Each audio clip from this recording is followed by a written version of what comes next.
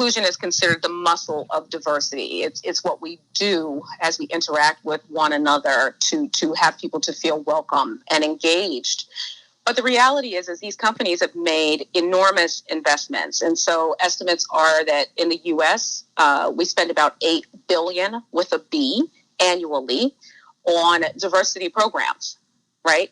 But then when we look at the impact of those programs, we've found that we have made very little progress with regard to seeing people of color and women in C-suite positions and in the highest earning roles.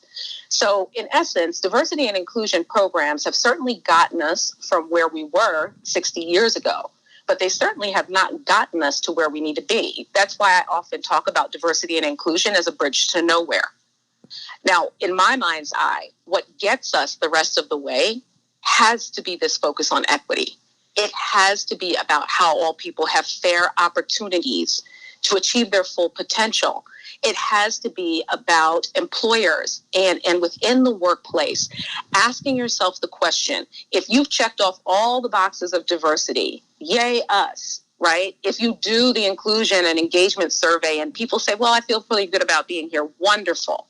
But when it comes down to assessing who has power to make decisions, who has access to resources within that workplace, if you don't see that diversity reflected when it comes to power and access, you have yet to get to this place that is about fairness and is about people getting to their best possible outcome.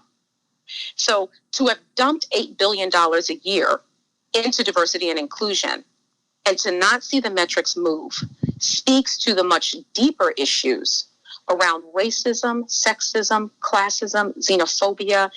It runs the gamut, right? And so in order for us to begin to have equity, diversity, and inclusion in the workplace, we have to have people supported to do the individual work to learn about those isms that I just mentioned, and then to unlearn them, actually, and then to figure out what it means for them then to bring equity into practice.